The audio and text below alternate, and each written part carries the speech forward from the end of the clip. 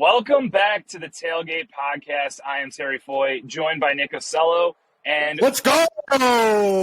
We are bringing new meaning to the Tailgate podcast because I am literally in the car driving home from Villanova's 14-12 win over Penn State. It is Super Bowl Sunday, which means that we are recording while I'm in the car so that we can start drinking quicker. Nick, we had already made the decision that you are going to host the podcast this season, but it seems even more appropriate for you to do it this time around. So I'm going to give the baton over to you as Civic goes flying past me at 100 miles an hour. First things first. Let's make sure that our hands are at 10 and 2. Our eyes are on the road. There is nothing that we prioritize more than our safety. Kings supporting Kings. Terry drives safe. And yeah, after last year, I think the host role fits me better. Sometimes you would ask me, and if you're wondering, I want to pull the curtain open a little bit and give the listeners a little bit about how the show went last year. Sometimes you'd ask me for analysis on a game that I saw 0% of. So honestly, I think the host fits me good. And let's kick things off. What a wild weekend of college lacrosse. Does any of it matter because Notre Dame didn't play? I'm going to go out on a limb and say yes. Now, I'm willing to debate how much any of it matters, and I'm taking your question earnestly, because, here's my thing, and I'm interested in your perspective on this. So you compare it to the last 2 years. 2 years ago, we hadn't played for a year. There was so much energy and excitement coming back. A lot of really old guys playing lacrosse, which was a joke that you ran into the ground last year. The following year, we get, teams coming back, a little bit more of the same. This year, it just feels like the good teams are not nearly as good at the start of the season as they have been the last 2 years, and they're going to get better as the year goes on, and it's going to be a little bit more familiar to what college lacrosse is typically like. I think we got spoiled by how good these teams were in early February and, completely forgot that usually it's a dumpster fire for a long time. What do you think? I completely agree. It was a pig slop weekend. It was sloppy, passes hitting the Chinese spy balloon, drops, ground ball scrums. I think the clip that really highlights how February lacrosse is that Virginia-Michigan 45-second ground ball with bodies just flying everywhere. Everybody completely scared to pick up the ball. Somebody does, they get their head taken off. I think that kind of encapsulates the beauty of February lacrosse, and it just makes all these blue blood teams, the Marylands, Virginia won, but all the teams that you expect to be good, Georgetown it just puts them a little bit on Georgetown, puts them a little bit on their heels, and in the pig slop games, you can't really out talent the sloppiness, which I love. So, I loved it. I loved every second of it. I was actually paying attention. And let's just kick things right off with we'll move through the games by the list of how insufferable the fan bases are. Clear number one, Hopkins pulls off the upset over Georgetown. Couple things. This Russell Melendez kid, pretty good. 4 goals with a couple of them just being, he sauces up his defenseman, puts him in a blender and stings it. Hopkins seems resilient as they never let the lead put them away. Georgetown's lead putting them away. Huge factor. What else? What's your takeaway from that game? Yeah, so I think that, candidly, those 2 points and then the fact that they got really sound, consistent goalie play, and it was also the anecdote that was in Christian Squeezy's story will kind of stick with me for the rest of the year, which was Tim Marcial led in a goal late. It was Georgetown's last goal and made it 13-12. And he was, according to his head coach, Pete Milliman, giggling in the huddle for the timeout after it. So if you let in a goal to bring bring the game into a 1-goal game and you're giggling about it in the huddle right after, you got the right attitude, in my opinion. That's what you want out of your goalie, is a little bit of kookiness. But yeah, I think that was my reaction to Hopkins win over Jacksonville as well. They fell behind 4-2 at the beginning of the second quarter. And I felt like last year, the biggest issue with this Blue Jay team was their ability to handle adversity. And the way they responded against Jacksonville, I thought, showed growth and promise. And so to fall behind by 3 goals on 3 separate occasions like they did against Georgetown, and then go on a massive run to turn an 11-7 deficit into a 13-11 win. In my opinion, it shows that the seeds that Pete Milliman has planted over the last 2 years in terms of trying to develop this culture, the way that he did at Cornell, are starting to come to fruition. And so, obviously, if you're not talented enough, it doesn't matter. And the simple fact is, Russell Melendez brings an element of athleticism, playmaking, ability to score unassisted goals that this team hasn't had since Joey Epstein got injured after his freshman season and never came back with that same level of spark that he showed in a 70-point campaign in the spring of 2018 or 2019. And either way, like, Matt Collison showed tremendous force and athleticism from the midfield. Dylan Bauer continued his hot start to the season. And there's a lot about what we saw out of the Blue Jays that, I don't want to say it doesn't surprise me because I didn't stake my flag and vote them as a top 20 team, but I'm not surprised in the sense that this is what I saw in the fall, and it was kind of my suspicion for what we were going to see. So a lot for Blue Jay fans to be excited about, and at the opposite end of the spectrum, I think that it's not, Georgetown scored 12 goals, right? So they will be upset that they lost because they gave up 13 to Hopkins. But at the same time, I look at some of the questions around Georgetown's offense and why they only scored 12 goals. And for me, that's the kind of most enduring or lingering takeaway, especially, when you flip this thing around and see what they're going to do against Penn next week. One of the things I found most interesting was they're seemingly, and credit to John Crowley, I hate saying good things about people. I like talking shit, and I like doing it behind people's backs. But John Crowley, credit to him, he's a great guy. And what I really liked about what he was doing, there didn't seem to be a set structure or even a set line that Hopkins kept going back to. Like, they had second and third line middies hopping in at integral moments of the game. There wasn't the, hey, these are our guys and we're going to stick with them. And I think that bodes really well to whoever does rise to the top in those occasions. It's only they gathered more information about their team than Georgetown did. And I think that in the long run, starting off, whether it was intentional or not, getting everybody in the mix in what could be the biggest upset of the weekend, I like that they're going to be leaving that game going, we have depth. And another thing that I think is bananas is Melendez is not from Peterborough. I saw him dodge, and I was like, Hopkins must be bringing in some greasy Canadians. Turns out this kid's from Maryland. Yep. So I love that he plays with that flair. I think he's going to just be the captain of the ship. But I think the support around him and the depth around him, it's hopefully going to become a game of whack-a-mole. You take away one thing, another one pops up. So credit to John Crowley and credit to Hopkins. Their depth and the knowledge they took away from this team, I think, bodes extremely well for the future. Yeah, so I think we're going to be talking about Russell Melendez a few more times this season, so let's just work on that pronunciation. If you were going to nickname him, what did I say? You said two different pronunciations, so we're working on a third.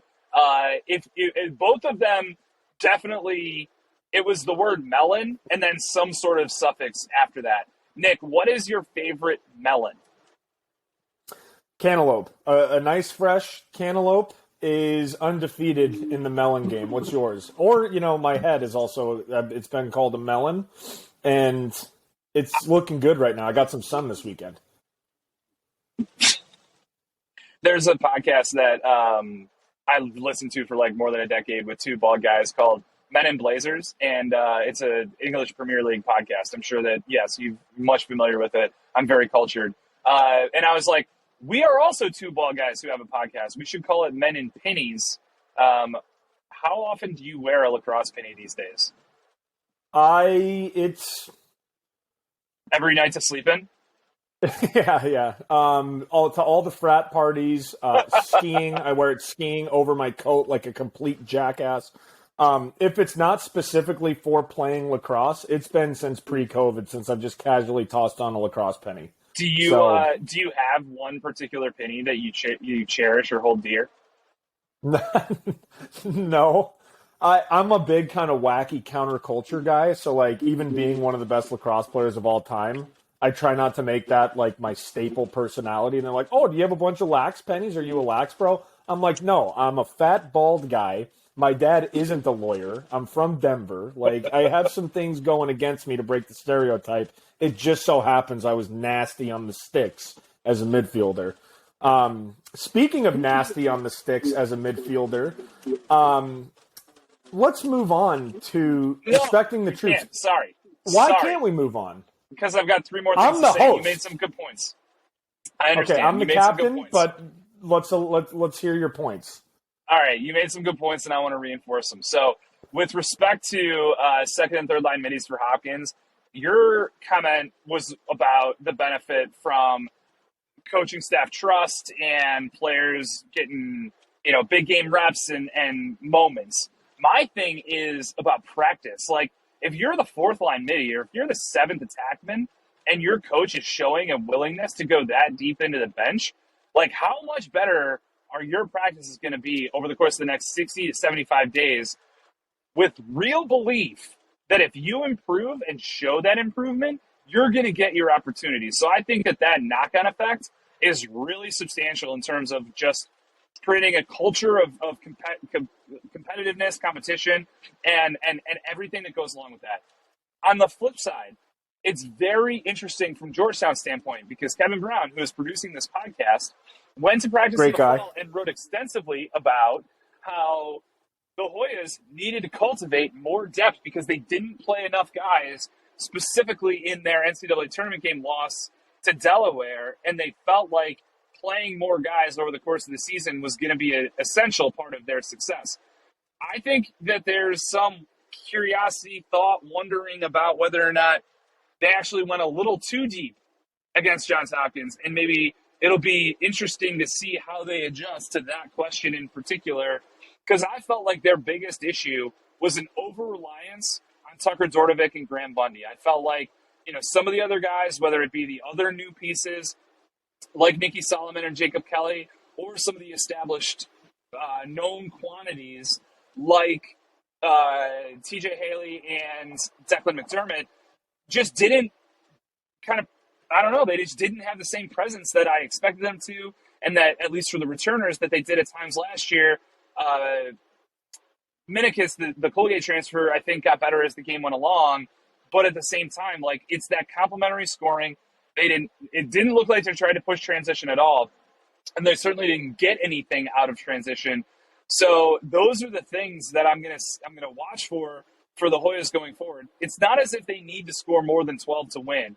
I mean, they have a defense that is going to be able to stifle good offenses, or at least personnel-wise, they have a defense that should be able to. But, they're going to find themselves in a couple of high-scoring contests given the quality of the opponents that they're going to face. And so in those instances, Bundy and Dordovic are not going to get them to 17. They might get them to 10 or 11 by themselves, but they're going to need those other guys that I named in order to get the last 6-7 goals. And I think that's where the focus ought to be this week heading into hosting the Quakers. You called out a great point. I think something that is very, very, I think misunderstood, right, is the amount of competition that players should feel the need going into practice, and knowing that you have a chance to crack a roster or a starting spot as a fourth line midfielder is crucial. The intense moments at Hopkins practice are going to feel very game realistic versus, you just end up shooting the shit with all your buddies who have played at different colleges.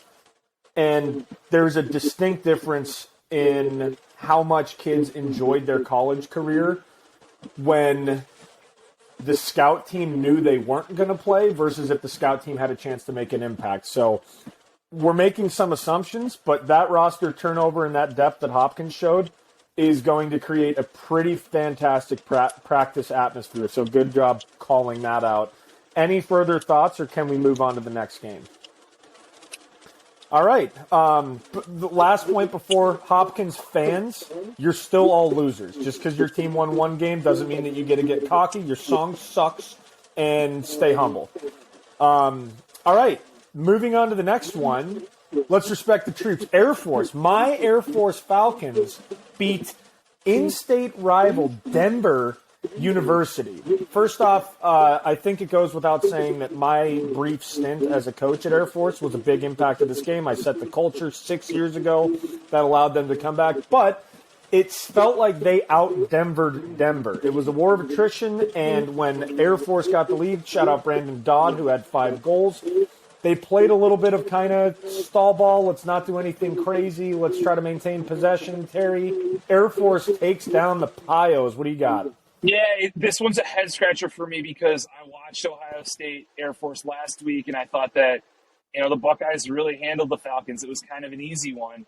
And then similarly, I watched Denver versus Utah, and I thought Denver handled Utah. I thought it was kind of an easy one. And so, it wasn't to say that I expected it to follow exactly the same formula, but I guess the best case scenario I would have thought was going to be available to Air Force was a, keep it tight through 3 quarters and, lose 13-10, something like that. And when you examine the history of this series, it's even more stark how impressive it was for the Falcons to put this together. And they have pulled upsets over the course of the last 3 to 4 years. And when they have, such as when they beat Duke, one of the through lines, one of the common threads was a big game from Brandon Dodd. And we got it again. And I think that it's a little bit more easily understood when you essentially say, all right, here's a guy who's going to contribute 5 goals to the outing.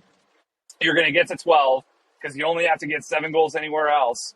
And then, when you're looking at it and wondering, how is it that Denver only got to 10?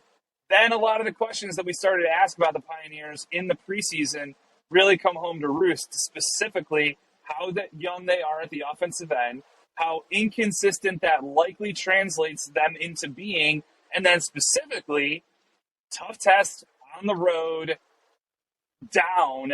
How are you going to respond? How are you going to, find a game-changing goal late? I mean, I'm coming from a game where, it was 12-12.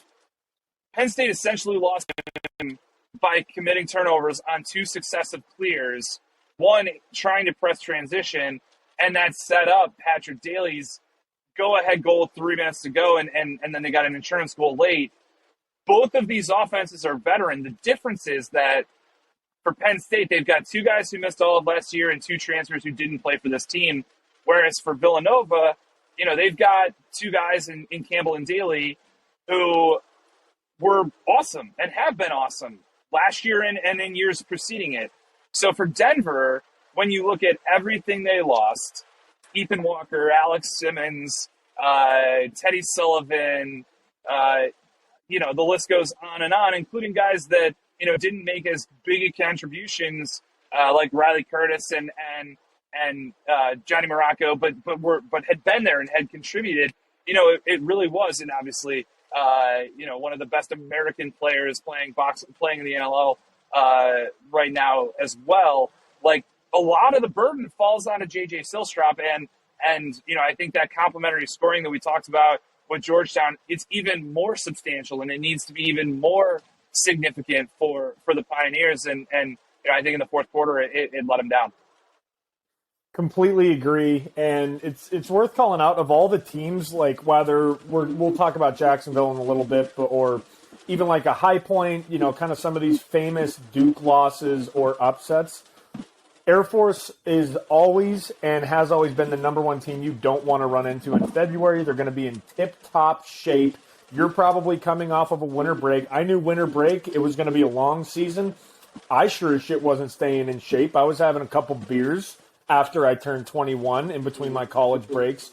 So love to see Air Force just go out and upset DU. And Terry, I'm going to call it. I think DU's going to have a down year. I didn't see facets of their game where I was like, oh, damn, Air Force kind of snuck by them. I was impressed with Hopkins, and I was disappointed with DU, I guess. It was more of a DU loss than an Air Force one. Fair take? Yes, and it's kind of been my expectation for this team, and I've talked to Coach Tierney about it. I think that they were probably the 23rd, 4th, 5th, 6th, 7th best team in the country in the preseason. They in the fall they scrimmaged St. Joe's and the Canadian national team, and it sounded like they really took it to St. Joe's, and that was one of the few fall results that impressed me and caught my attention because I think we both think that St. Joe's is they were excellent last year and they're going to be really good, if not better, again this year. So that prompted me to like kind of sit up a little bit, and then like I said, I came away very impressed by what they showed against Utah. I think Utah maybe not as good as they were at the end of last season. We'll see whether they continue to progress over the course of this year, or if they just end up being a little bit more of a middling team this year relative to maybe some of the expectations for being a borderline top 20 team based on what they showed last year. All that being said, with Denver, I think their issues are going to be less about their ceiling and more about their consistency. And I think that's going to be the best reflection of their youth. And I think that they've already shown, I don't want to say both ends of the spectrum. I'm not arguing that their best game was against Utah and their worst game was against Air Force, but I think it's pretty clear that the team that played against Utah did not show up in Colorado Springs on Saturday. And so I think that that's what is in store for this team. You know, there's one aspect to it where you're like, oh, it's kind of a bummer. Coach Tierney's last season, you know, you want to see him go on like essentially a victory tour. But I also can say, no, do it the other way. Like he is going to earn his salary this year by virtue of coaching this team up, because that is how you combat inconsistency. You find levers to pull to keep your team's focus and confidence 5 days during the week while you're preparing, and most importantly on Saturday. And not the same every week. That's the whole point of inconsistency. So you got to get in your bag a little bit in terms of out which are the levers that are going to work this week and which are the ones that aren't. And, you know, ultimately in his final year of doing it at the college level, it'll be fascinating to see what he does. You know, he jokes all the time about how he doesn't coach his team during the game. He just yells at the refs and Matt Brown does everything. That's not true during the week. He coaches his team during the week, and those are the levers that are going to get pulled. And certainly they're going to have a good week of practice on Monday because he's not going to be pleased with the performance that they put in against the Falcons. Yeah, it's going to be tough because my hatred of DU and my respect for Bill Tierney, inside of us are two wolves, and I think I'm going to feed the hatred of DU. So congrats on stinking it up on Saturday. You shouldn't have beat us in 2015. You're a second-rate institution. Westberg, I'm sick of seeing you be way better at lacrosse than I ever was. God, that felt good. I've got one deep in the recesses. Have you ever heard of a movie called The Brotherhood of the Wolf? Also known as... No, that's a real movie? It is. It's like an early 2000s movie that was heavily influenced by Crouching Tiger, Hidden Dragon. Do you remember that one? Yes. Okay. So it's a French movie about the French-Indian War, or set in the French-Indian War, but it's very mystical. There's a mythic beast that is like the villain, and then there's a Native American character who, I haven't seen this movie in like 15 years, could be very, what's the word I'm going for? Politically incorrect. And then there's a French guy, and there's like the most incredible fight scenes. It's a lot of gruesome brutality, but the special effects and the stuff that they do is outrageous. So it's on Amazon. I was looking at it because it like crossed my memory a couple weeks ago, and I was like, I wonder if I can find that like for free on YouTube. And the answer is no, but you can pay for it for like $1.99 on Amazon. And I'm just waiting for the right moment to pull the trigger on that one. I can promise you that if my wife is watching it with me, she will fall asleep in the first 8 minutes. That is the only guarantee that I have. So, all right. Well, Lepak Tulu, Brotherhood of the Wolf. Two wolves inside a Nick. That's the Brotherhood of the Wolf. Honestly, sounds like a bit, almost. All right, but moving on. I had a saying in college that I can't say, I don't think. If we have to edit it out, fine. But when people got a little too cocky and when they got brought back down to reality, we always told them, hey, you got to put that boner on ice a little bit. So if we have to edit that out, the other version of it is stay humble. You should have kept your mouth shut last year when you had 25-year-old accountants, guys who could rent cars, winning the national championship and going undefeated. My favorite outcome, Loyola beats, Maryland? The thing that was wild about this, So Maryland graduated 200 years of lacrosse experience from their senior class. Yes, they were old. You accused me of running that bit into the ground. Get ready for more of that this year. The weird thing, so Luke Stewart, Loyola goaltender, apparently he's really good at goaltending because if you just look at the stats. Nope. Stout. Close. What? Keep going. Stout. I put Stewart. It might be a typo. What? The Loyola goaltender's good, is what I'm getting at. How good? Maryland smoked them in face-off shots, swagger, good looks. The shots was unbelievable. Maryland outshot them at every turn. So credit to them. I think Loyola has one of the best short stick D-midi units in the entire country, and I think that was on display. So it's about time short stick D-midis finally get some credit, including names like, no, you're a short stick D-midi. You don't get your name told. It's a thankless, faceless job. So you know who you are. Keep grinding, but we're not going to say a short stick D-midi's name unless Terry does. Terry, Loyola, Maryland. Yeah, so I covered this game. I was there. First of all, they announced 3,100 fans. I'm told that they had some ticket scanners that broke. So the crowd was definitely bigger than 3,100 fans. I don't know how much bigger, but it was also influential. I think that the game turned in the early part of the fourth quarter when Loyola scored 3 straight goals and turned what was, I believe, an 8-6 game into an 11-6 game. And, and from that point, it was basically, all downhill. Final was 12-7, or maybe it was 11-7. The final was 12-7. I don't remember what the early fourth quarter scoring situation was. I mean, so first things first, the inverse of the Richmond game for the Terps. They got outshot by 15 or 20 against Richmond, and yet they dominated the game. Really, I think, kind of extinguished the will from Richmond after, an 8-1 first quarter where Logan McNaney stole some goals, and I felt like Richmond felt like the scoreline should have been more favorable to them and never really kind of recovered from the emotional setback that represented. In addition to the fact that Richmond's still finding their identity in a post-Ryan Lanchbury world.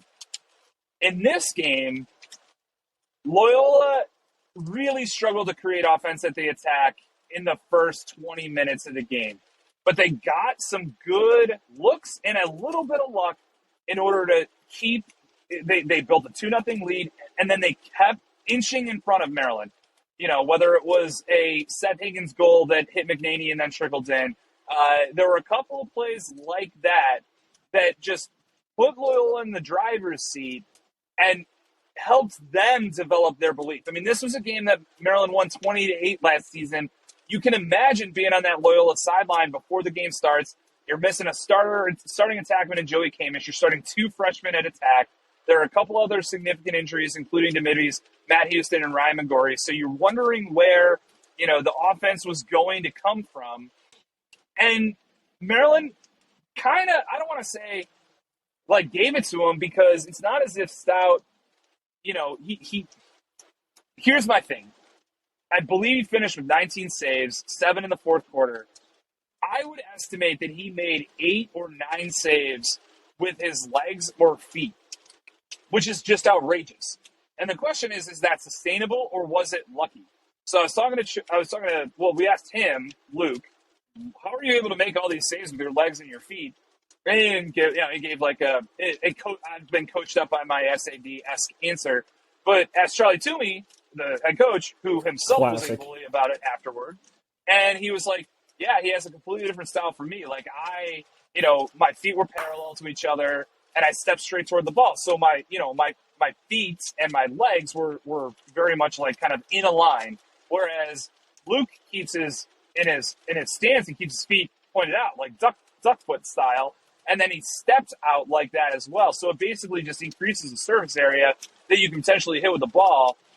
And, I don't want to overanalyze it more than I just did, but it felt like that was a factor in maybe some of the early shooting woes. And, there was some belief that Maryland shooters got a little fine after that point and started missing the cage significantly because they were shooting for corners because they didn't want to get saved again. And I think that, very reasonable that might have been one of the factors. On top of that, Loyola did an excellent job at killing possessions, whether it was rebounded shots off of saves or ground balls in the defensive end. I thought that Alex Bean, who was making his first career start, he'd only played in 4 games as a junior. Four games, 2 each of his freshman and sophomore year, and he's a junior making his first start now. He picked up 5 ground balls. I thought, the rate at which those ended possessions was really impressive and important. Cam Wires picked up 2, and Matt Hughes picked up 5. When you get 12 ground balls from your 3 starting close defensemen, you're killing a ton of offensive possessions, and that's what we saw, especially because, like you said, Loyola got smoked at the faceoff X, and they're going to have to figure that out because you can't allow the amount of pressure that was put on that defense to persist as the season goes on. But what's interesting is Steve Agnes is considered to be probably the best faceoff coach, at least among volunteers, in college lacrosse, and their guys have a really consistent track record of getting better as seasons progress. So there is reasons for hope, in addition to which Luke Weirman probably still is the best faceoff guy in college lacrosse. But it was just a matchup that was very exacerbated in this one. And, ultimately, to your point, Maryland only scored 7 goals. A huge percentage of that credit goes to Luke Stout. A good percentage of it goes to the Loyola defense, both in terms of preventing them from getting to dangerous shooting positions and picking up those ground balls to end possessions. But not an insignificant portion of it, goes to a bad Maryland offensive day. We saw them play well against Richmond, so I'm not willing to say that this is a complete drop off the cliff relative to the historic offense they were last year. But at the same time, it is cause for concern as guys take on new roles, bigger roles, are asked to do more, have more pressure placed on them. What's it going to look like for the remainder of the season? How much better are they going to get when they've got Syracuse coming to town next weekend?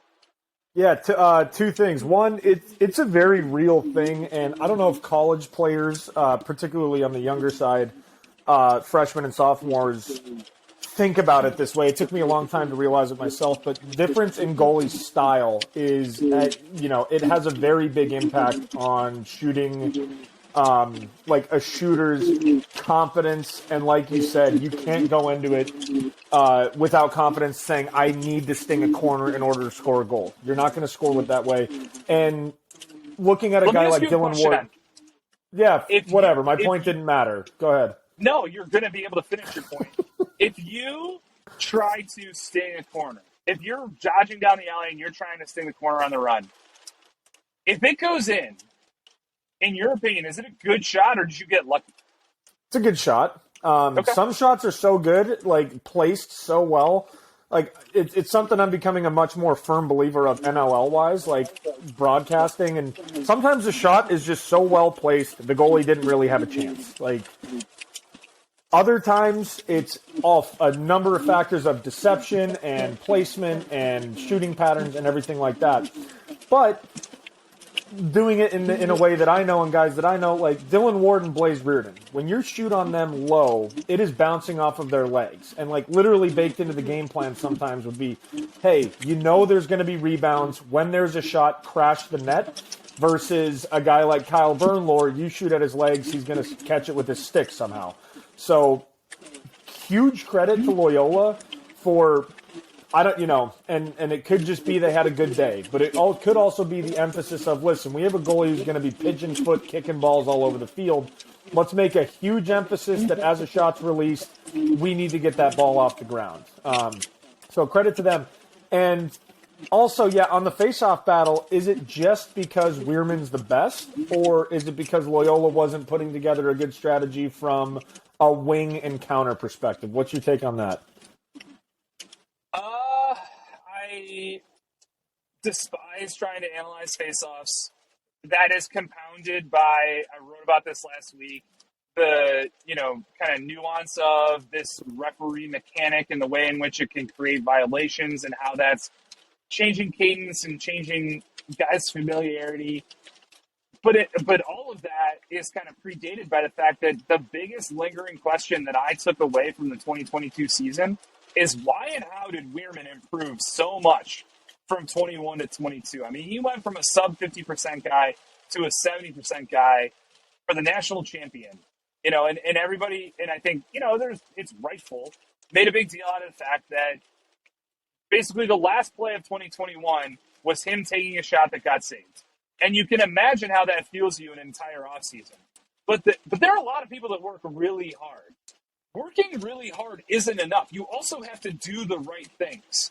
And I think there's a lot to this that I need to uncover, and I just haven't made it the priority to do so, but will do so in the coming weeks. I'm very interested in the role that volunteer assistant Carol Kennedy played in Luke Wehrman's improvement, yada, yada, yada.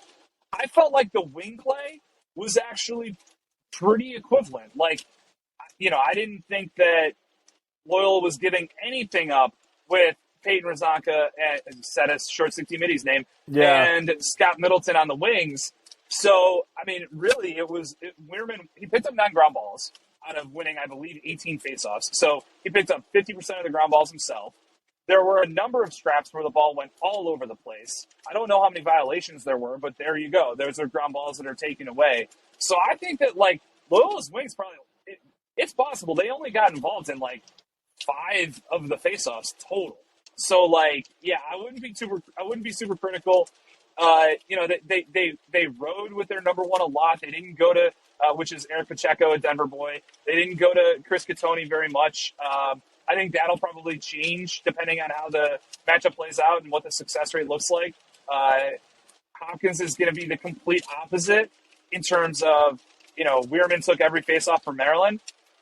Hopkins has shown, even without Matt Naruski, that they've got a good kind of 1-2 punch matchup wise with Logan Callahan and Tyler Dunn. So, it'll be a different face-off game.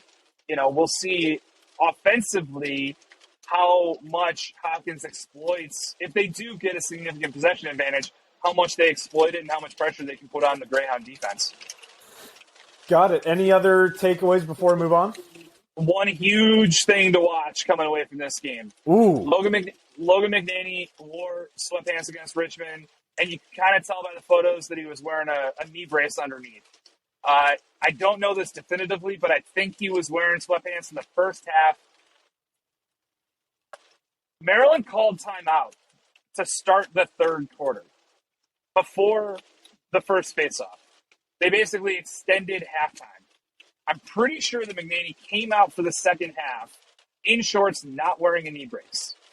I'm going to speculate that he decided, well, first of all, I'm going to speculate that he indeed was injured and in the preseason and has been injured for each of these last 2 games. I'm going to speculate that he thought that the brace was hampering him, and that was one of the reasons that he wasn't catching up to balls and didn't have a better first half. Then in the fourth quarter, trailing, Maryland resorted to a 10-man ride, and McNaney was flying all over the defensive end of the field. He picked up 2 ground balls. He cleared one of them. He crossed the midline. He was really putting his athleticism on display. But with about 3-4 minutes to go, he went for a ground ball near the Loyola bench. You saw his knee buckle on film. He continued out of bounds and went to the ground near the Loyola bench. It took a while for play to stop. He was able to walk gingerly, I think. I don't know that he put any weight on his right leg, but I think he did a little bit. And then he went through the handshake line. He did not return. John Tillman said post-game that he didn't know what the status was. But Logan McNaney's availability, certainly for Syracuse and then potentially beyond, is a big question coming away from this, because talking to a lot of really informed observers of Maryland's defense, new third defenseman replacing Matt Rahill, a completely new suite of short zip D-middies. Loyola very clearly avoided Brett Makar, Ajax Zapatello, and John Geppert, and went after the other 3 defenders that were on the field. There are some folks that know this game really well who have said to me over the course of the last 24 hours that they felt like McNaney covered up a lot of ills for Maryland's defense. We already talked about their struggles at the offensive end. If, in fact, these are some of the things that are happening at the defensive end, who knows? Maybe this Maryland loss to Loyola is a little bit more of an indicator of things to come. Maybe it's a little bit more signal, a little less noise as far as trying to read the Division I landscape is concerned. All right. Well, as always, we hope nothing but the best Hope he gets back to 100%. So credit to us for being great guys and wishing that. The next one, I mean, stop me if you've heard this before. Duke just pisses down its leg in February versus Jacksonville. Could a non-existent Wheat Ridge High School freshman team beat Duke in February? Probably. Jack Taylor and Brandon Galloway both had hat tricks. And sneaky across the board, I feel like it was a big weekend for young kids. The freshmen and sophomores stepping up. Taylor, a freshman, that at his first hat trick. And another win for team resiliency, as Jacksonville never let a lead, whether it was 10-6, whether it was early in the game, let them convince themselves that they were out of the game. They battled back late, and I'm just going to say it, Duke played bad late in the game. A tale of two halves, really, if you look at the first half versus the second half. What do you got? The thing that shocks me is their assertiveness and dominance against High Point on Tuesday led me to believe that they had changed their personality, their persona from last year. And John Galloway talked about this with McNear postgame, that was the narrative after Duke's 2-0 start, that they had girded themselves to those letdowns that ultimately cost them an opportunity to play in the NCAA tournament. And he was like, you know what? We have a chip on our shoulder too, because we beat Duke last year. We did score some other significant wins, but we lost in the SoCon championship game. And as a result, our resume wasn't enough to get us into the tournament. I mean, candidly, it wasn't really even enough to get them considered for an at-large spot. So it was very clear that the Dolphins came out with a chip on their shoulder.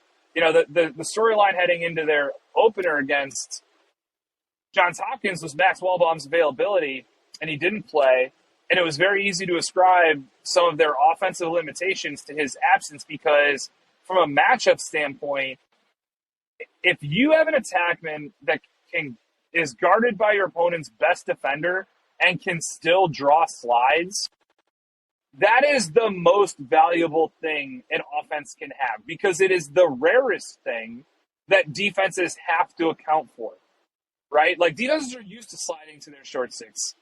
Most defenses don't slide to their LSM. They're used to sliding to their third best close defenseman. Most defenses don't slide to their best defenseman and often don't slide to their second best defenseman either. So, again, easy to understand how Jacksonville's offense can struggle when you take something so dynamic and impactful like Wallbaum away from the team. And so the fact that they were able to essentially exploit a Duke defense that had looked pretty good in its first two games without something that significant, it says a lot. I didn't get eyes on this game. I haven't had an opportunity to watch the clips yet. It is going to be a priority. But to some extent, you're starting to wonder maybe Jacksonville has Duke's number. It's interesting. There's got to be a lot of psychology that goes into accounting for this result. Well, and I think last year was the first year, certainly for me, that I can't just laugh off a Duke loss in February because there are very real implications. Now, the ACC teams can't just coast off of good in-game conference play and be like, oh, well, we're the ACC, so we got it. Because of the corrupt, disgusting organization that blackballs historically underserved Duke and Notre Dame. Thank you very much. These games actually matter. You know, it's no longer laughing matter, and come time when, already fast forwarding way to when, playoff teams are being considered, Jacksonville needs to reflect on this just as much as Duke does because the days of coasting and tap dancing into the playoffs are over for the Blue Bloods. And it's nice that Jacksonville has that perspective as well of like, hey, this is a big game for us. We don't give a shit about upsetting Duke. We are a playoff team and we're here to stay. And I've said it before and I'll say it again. I coached against Galloway once at Air Force and I literally wanted to get into a fist fight with him over like the energy and intensity. He was very much acting like the player.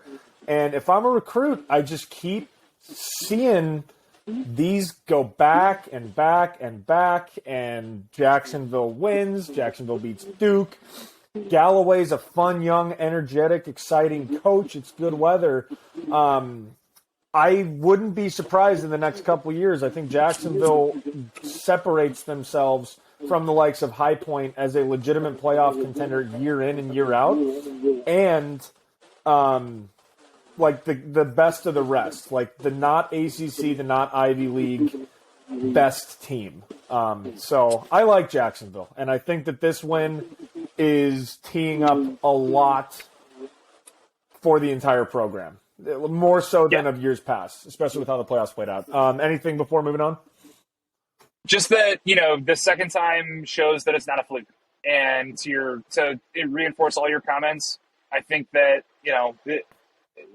they're in the most interesting league in college lacrosse in the ASUN, right? Huge conference schedule, go all over the country, play a Pac-12 athletic department in Utah and play, essentially Division II schools in Queens and Lindenwood, and you go to Charlotte and St. Louis in order to do it. So, yeah, I mean, the Lindenwood disrespect will not be tolerated, Terrence. My cousin. First of all, calling Lindenwood essentially D2 is a compliment because they were NAA like 9 years ago. So, they are Division I now, and they have done tremendous work in order to get there. And I am going to spend the second half of a week in the end of March watching 2 of their games against Queens and against Bellarmine. So I'm very excited. You're not going to get me to say a bad word about the Lions. All I'm saying is that they were Division II last year, and they were only Division II for like 7 years. So calling them a Division II program is absolutely not an insult. Wow. We have a nominee for Spin Zone of the Year, and we're only at episode 1. All right, so we'll just stay with the upset. We'll talk about Spleen in a little bit. But of the following 3 games, what was the biggest win? You had Vermont beating Boston, the first time they won against Boston since 2014. UMass over Army, the first time they've won that matchup since 2014 as well. Or Binghamton over Marist, the first time they've won that matchup since 2011. So rounding out what was just a wild weekend of pretend college lacrosse because Notre Dame wasn't playing, these 3 I put into the same category of eyebrow raisers. Everybody talks about parody, and it's a very much overplayed trope in the lacrosse landscape. But of those 3, Vermont, UMass, and Binghamton, what do you think is the biggest win? So it's got to be Vermont's win over BU in the sense that has the potential to be a valuable win. Although the margin for which that's true versus UMass's win over Army is pretty slim. The difference is that BU brought everybody back. They struggled in a scrimmage against Rutgers. They played even against Villanova. So I already had my concerns and antenna on Terriers for those reasons, in addition to which I was a little concerned that they were going to be a little bit like this year's Loyola. I also feel this way about Delaware, where basically they had great seasons last year.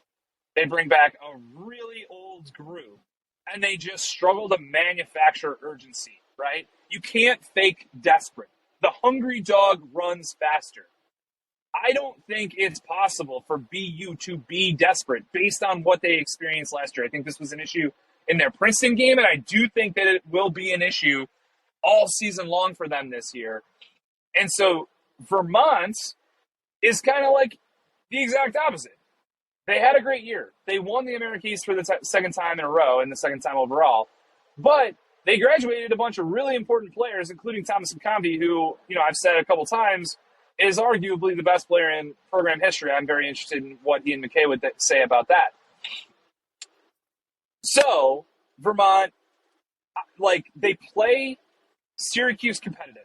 We don't know at the time who Syracuse is. We don't really know who Vermont is. Syracuse wins by 2 goals. It's hard to know how to react. I picked the Catamounts for every reason that I just laid out, including the fact that they had a game of experience on BU. what I'm trying to say is like how strongly to react. UMass is the best when we expect them to be the worst. I didn't necessarily expect UMass to be the worst. I just didn't know anything about them. I just didn't know who they were going to be. Like the last 2 years, they've been the Tobins and, a bunch of other guys that like we kind of knew about. Like this year, they're kind of similar to Army. Like I don't know who Army is. So it's going to take a few weeks in order for us to kind of like really wrap our arms around it.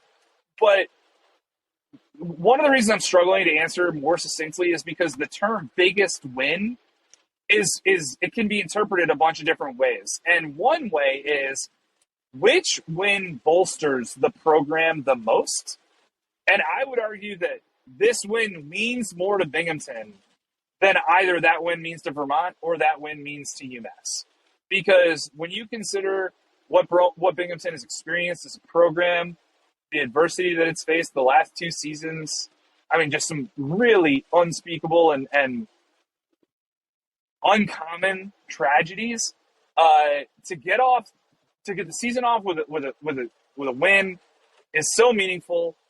In America East, that obviously Vermont rebounds with a nice win against BU, but coming away from week 0, you probably could have expected it. You could have said like I think it's going to be pretty wide open, and not only that, but it's also bigger, right? There are more games, and there's teams that you haven't played in the league previously, so there's a little bit more that you got to adjust to. For Kevin McKeon and his squad, I'm very, very happy for them, and I hope that they celebrated that win really hard because I'm sure that it meant a lot. Yeah, I think that's a good way to break it down. I think the biggest meaningful win was Binghamton. And honestly, the Vermont win is very curious to me because they played Syracuse tight, who we'll talk about in a second. So between playing Syracuse tight, getting this win over Boston, having the schedule that they do, which includes a couple Ivies, I think they have Utah next. There are going to be some really interesting games, and it is absolutely a team that I think is going to be a sleeper, probably have an upset, a good one, have a very successful season, and a team that I am already going to be pulling for. If they can backdoor their way into the playoffs, that's a team that like you don't want to run into. So I like what I've seen from Vermont. Classic Tommy Burke being an absolute psychopath face-off guy. So anything about those three sprint back to the midline after? Did he sprint back to the midline after a goal? No, he's not that big of a dork. I've just spoken to him once, and it was one of the most electric conversations I've ever had in my life. We interviewed him to be a potential intern, and I was like, he is like the meathead. Oh, yeah, I just got done eating a raw steak and then bench press 350. But it's so genuine that it doesn't come off as cringe. I'm just like, you're just a lunatic who genuinely enjoys being a lunatic. And I pull for guys like that. If it's insincere, it's the worst thing of all time, but he's such a genuine character that you got to give him props. So, well, let's take that opportunity to segue to talking about another one of your former interns who we should all be pulling for this season. Yes. So Colin Reich, intern Coolin, he plays for St. Joe's, and unfortunately his mother passed away recently, and it was due to breast cancer. I'm going to pull up the message here real quick, so if I fumble over my words, I apologize. But one of the things that they're going to be doing the entire year, so his mother died on December 29th, and the team is honoring her memory with MMP decals on their helmets. If you get a chance to go look at them, support, please do so. Over the entire course of the season, they are going to use this as motivation to raise funds for metastatic breast cancer research. There's a lot of money being raised in general for breast cancer, but metastatic, which means that the breast cancer returns, is almost always fatal, and there's, relatively speaking, few research dollars spent on it. So Colin, the entire team, the entire lacrosse community, Bob Reich, his dad, I've spoken with him before. A great family. Everybody keep them in your prayers. And as you move forward with this lacrosse season, appreciate what you have first and foremost. I think that's always one of the biggest takeaways. Call your grandparents. Tell your mom you love her. Tell your dad you love them.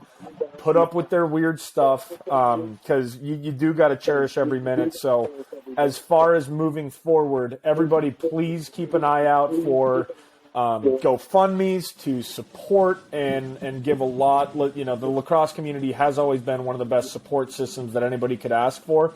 Unfortunately, it does show its head in moments of tragedy, which has happened recently. So, Colin, you're in our thoughts and prayers, and we're looking forward to supporting you all season. Prayers up, Colin. And always weird to transition out of that and then talk more lacrosse. But we have one more story to talk about, and it is absolutely the most ridiculous story of the first 9 days of the college lacrosse. Which is Notre Dame not playing. So we call this week 1, but we really should call it week 0.5. And I felt like week 0.5 absolutely delivered. But when it comes to like ranking these 20 teams on Monday, the fact that like 7 of them or 8 of them still haven't played a game is really tough, especially when it comes to insufferable fan bases. Syracuse fans are going to be all over me for ranking Syracuse too low, no matter where I rank them, which is hysterical because they were very willing to or ready to eat their young after a 7-5 win over Vermont in their season opener. What a difference 6 days makes, and they came away with a substantial one-sided win over Albany on Friday, and as we record this, they have pulled away, and I think we're leading 15-6 heading into the fourth quarter against Holy Cross. But they weren't feeling great about Jordan Evans 2.0, quote-unquote, which is what some message board folks refer to Joey Scalina as after a 1-for-15 shooting performance, which is outrageous on multiple fronts and unduly mean to Jordan Evans. But, Nick, what was your reaction to that moment? The reaction of them winning of 1-for-15. Everything. It was interesting. My initial reaction was, God, it's fun when Syracuse sucks ass and you just get a dog pile on their alumni. Evan, you nerd. So I like miserable fan bases in general, but Syracuse in particular has been the tastiest of tears. But also, it's another thing that's completely overplayed when it's like, oh, college lacrosse is better when Syracuse is a good team. Very few teams I think you could say that about. I do think that Syracuse is one of those teams, and it's objectively cool because rarely do you get to see the hype around a recruit, the immediate impact that he has. I could give a shit that he went 1-for-15, honestly. I love that quote, would rather go 1-for-15 than 1-2 because that meant that I, didn't have the confidence to keep shooting. Love that he went 1-for-15. Yep. And rarely, especially in college lacrosse, just with kids being young, having to mature, go into a system, you get to see what this team, or at least what a big factor of this team is going to be like for the next 4 years. So watching him, knowing that we get 4 straight years of him producing, barring anything transfer portal, God forbid any injuries, anything like that, I objectively enjoy knowing that Syracuse is going to be decent or at least watchable for the next 4 years, unlike they were last year, especially with Dordovic hitting the transfer portal and knowing that this freshman is going to be one of the guys. It's neat. I like it. And, yeah, you beat 2 teams that aren't very good. I think Vermont's better than people give them credit for, as we just talked about. I think this is a good Syracuse team, and I'm excited that we get 4 years of it. What do you got? So with respect to Joey in particular, I thought Patrick McEwen put it really well when we talked about it on Sunday or Monday. I've never seen a player get to his spot as easily, as frequently, and as consistently as Joey did and not be good. And so for as weird of a stat line as 1-for-15 is, I agree. It wasn't alarming. He didn't turn the ball over. I thought that there were a couple of assist opportunities that got dropped. I wasn't concerned. By the same token, don't really react very strongly to what he's done in the subsequent 2 games by putting up either, combined, what do you have? Like, he shot 3 of 5 on Friday, and I think he was like 5 of 7 today. So now he's up to 9 goals on the season, averaging 3 goals a game, shooting like 32 or 33% on the year. That's fine. None of that matters because that's not going to be his role, right? Like, his role is to facilitate this team in its offense. He needs to score when the opportunities present itself in order to keep defenses honest and make sure that the spacing is working for all of his teammates. But Like, he is going, like, Joey's real reason for being a number one recruit is like his ability to contribute while also being malleable and fitting in. And I think that for me, that was what I was seeing. Like he needs to learn what his role is with this group, and this group needs to learn like how it works together. And so it was always going to be, a work in progress, so to speak. Finn Thompson is awesome. That comes as no surprise. Their middies, who were high school attackmen, need time to adjust. That also comes as no surprise. Jackson Burtwhistle has been fantastic. I didn't realize that he was capable of this. And Owen Hiltz, in my opinion, is still, I don't know, he just doesn't seem like he's all the way back yet. So there's a lot of meat on the bone. I don't know where I'm going to rank him. I haven't done that exercise yet. Rank him lower than you think you should. I'll Venmo you $20 to corrupt the rankings and not rank Syracuse at all. What are your thoughts? I don't see how. Well, first of all, they're not going to be ranked as high as Hopkins because none of their wins are nearly as impressive as a win over Georgetown. And second of all, I think Hopkins. So I was texting with somebody when Georgetown was up like 11-9 early in the fourth quarter, and I was like, Georgetown is my number one team, and Hopkins might be as high as 10. And then obviously Hopkins won. Georgetown is not going to be my number one team. I don't know how high to put Hopkins. Like, that is a very difficult question. Syracuse is probably like 15 right now based on these 3 wins. They'll have an opportunity against Maryland. Maryland might be like 7-10. So that might not even be as, significant a win as we would have expected. So, yeah, a lot left to unfold. And, as you mentioned, Notre Dame hasn't even played yet. I have Syracuse more in like the 35 to 40 range. So that's just where my personal take is. Here's an idea. Let's invite a free open bar to Syracuse and Hopkins fans on a little boat I like to call the SS Titanic, round 2. And how much better is college lacrosse if that happens? So, no, good for Syracuse, good for Hopkins. Excited to see you guys lose.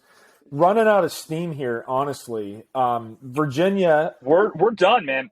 Virginia's good. Virginia. That's all I got. They held on against Virginia's Michigan. good. Yeah, they're good. I'm not sure they're great. I want to see more. I haven't got the same thing. I haven't got an opportunity to watch much of that game yet. But the conditions of the game, I would have expected a more controlled victory for the Cavaliers if they are as good as reasonable expectations suggest that they should be. So we'll talk more about Michigan and Virginia in the future. But the Cavaliers pulled away late, and I think they won 17-13 over the Wolverines. I still encourage you, if you're listening to this, go find that 30-second clip of just absolute mayhem.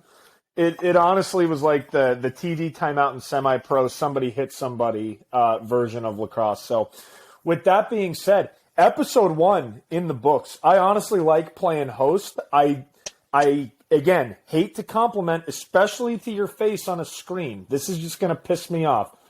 I could have rosters, and I could spend all day and a week I still don't know how you just know all the rosters, all the names, everything off the top of your head. It's legitimately impressive, and I'm excited for episode 2. Hell yeah. Let's keep it rolling. All right, love you. The Tailgate Podcast. Love you, Nick.